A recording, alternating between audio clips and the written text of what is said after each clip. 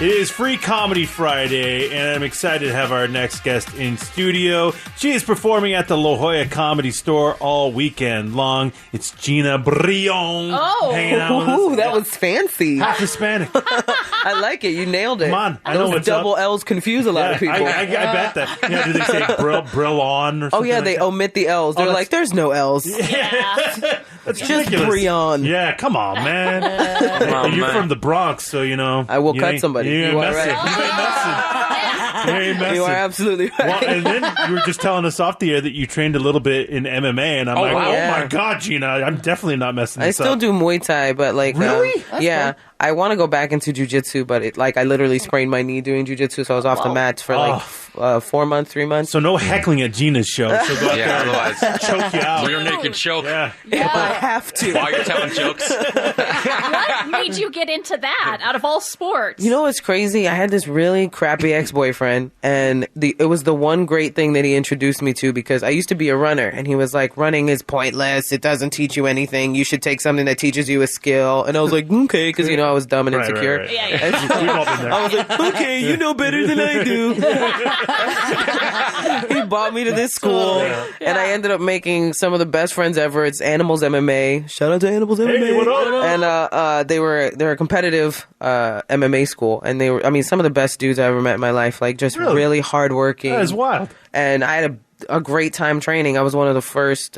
We didn't have a lot of women there, so I trained with a lot of guys. And then when women started coming in, there's always two types of girls that train MMA. Either they want to hook up with a fighter, or they have some serious rage issues. Yes. I was the latter. You're the race. Some serious rage Yeah, because you issues. get in there, you're like you're right there with these dudes. Yeah, Like, you're but close. it did teach you what I liked about especially jiu-jitsu is that it taught you not to be afraid of proximity.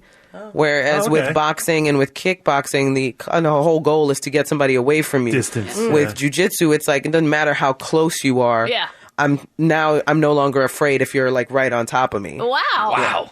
And does the ex still train there? That might be weird.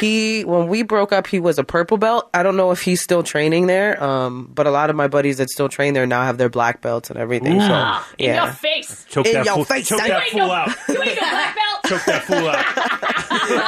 Oh, people used to love choking him out because they liked me and hated him.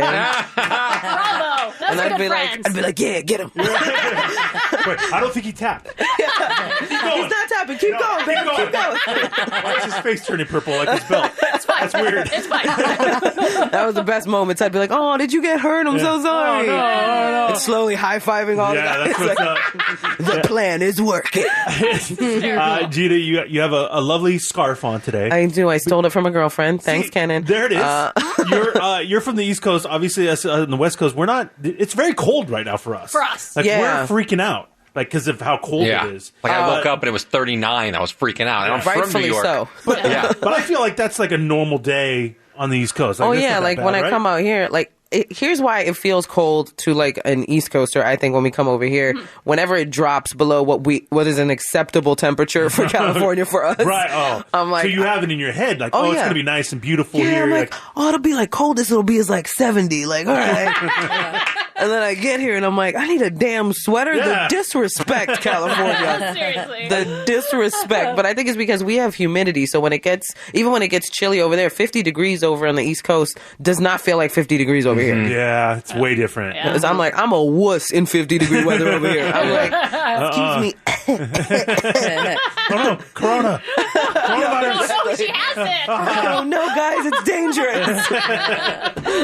Yeah, Gina is going to be at the La Jolla Comedy Store all weekend long. You got to go check her out. I first became aware of you, Gina, when you were touring with Fluffy, my man. That's my homeboy. Gabriel Iglesias. I love that man so much. We've known Gabe for, almost 2 decades now. Yeah, about 20 years. We were putting him on when we were up in San Jose Yeah. before anybody knew who he was, and now he's doing these arena shows with crazy. I He's was like, literally the most humble, sweet human being you'll ever meet. such a great guy. That's awesome. Yeah. I'm so happy for him. Yeah. The first time I met him, I was doing a show, Stand Up Revolution, and I recently told him this story because he did not remember. I was in what I thought was a communal green room. Okay. Okay. And then Gabriel walks in, and I was like, oh, hey, thank you for having me on the show. And he shakes my hand. He's like, thank you for doing the show. And then there's this long pause. Ooh. And he goes, I have to change. Oh. And I go, this is your green room. So I was like, okay, I'll leave. My bad. Yikes. I was mortified. That's horrifying. Awkward. That's horrifying. And I just walked out of the room and I was like, so we're never speaking yeah, again. my bad. I look like a stalker. That's so funny. And we ended up working together. He, when he was in the editing room editing for that season of Stand Up Revolution, he tweeted out, everybody follow at Gina Brillon. I just saw her set for Stand Up Revolution. And I woke up on the East Coast to like a bunch of new Twitter followers. Oh, wow. And then I had a DM from Gabriel and he was like, how you liking all them new followers? Oh, see, that's and cool, man. we became Twitter buddies, and then we became text buddies, and then I ended up on that awesome tour with him, Beyond the Fluffy, and it was amazing, like, working with him. He's such a great dude, man. Yeah. I mean, and imagine performing in front of crowds like that. Wow. That ups your game, too, you know? Yeah. Child, cool. I am horribly antisocial outside of comedy. Aren't we all, Gina? Yep. So, Aren't like, we all? that was quite intimidating. Like, bet. the first couple of times, I think we did the American Airlines Arena in Dallas was Wow. where it was the craziest. Like, I got off stage, and during the intermission, I go out and I, meet people, take pictures, everything. That's so cool. And so it was so nuts. They had 3 security guards with me. I was like, what about, Yeah. we got like a whole team, a SWAT team for Gabriel? Seriously. 3 security guards just so we could make way through the crowds of people that I couldn't even walk through the corridor without being stopped. That's how many moly. people were there. It was Yeah. insane. Oh, wow. That And is- that we is just wild. did Staples in Anaheim too. That's got to be so cool. I don't look up when I'm on stage at one of those arenas because it's dizzying. Like, I look at the first couple of rows and I go, I'm safe. Yeah. Yeah. These are the only people here. And then the Wow. second I look up, I'm like, Is it honestly different playing than a regular comedy venue to an arena? oh, completely. Completely It feel has different? its pros and cons. Yeah. Like, doing a regular comedy club, because they're smaller, there's more intimacy. Like, to me, sometimes that's more enjoyable because you really get to see and talk to the people. You feel the reaction, I'm Yeah. sure. When you're in a big arena, it's harder to really feel that connection to the crowd. Yeah. You really have to work at that. Like, Gabriel's brilliant at it. Like, he can make a whole arena full of people feel like they're right next to him. Wow. That's Like, really it's cool. such That's a a gift. skill to Yeah. see.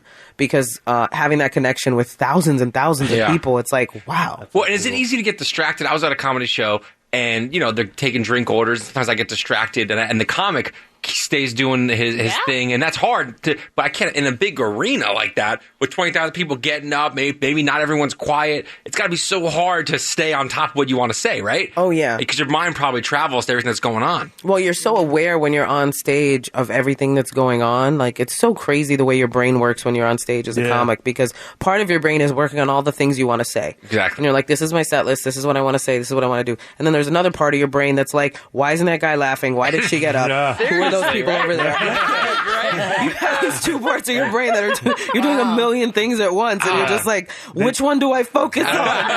Why did that lady leave the house dressed like that? Like, Yeah. Or like, there's a guy in the front row that's falling asleep. There's always somebody that's falling asleep. And everyone else is laughing, but you're focused on one guy. Yeah. Yeah. You're like, all right, so no, not for you. Okay. Okay. And it's almost a challenge. I'm going to make that guy laugh. Yeah, somebody He's gonna nudge laugh. him Yeah. awake.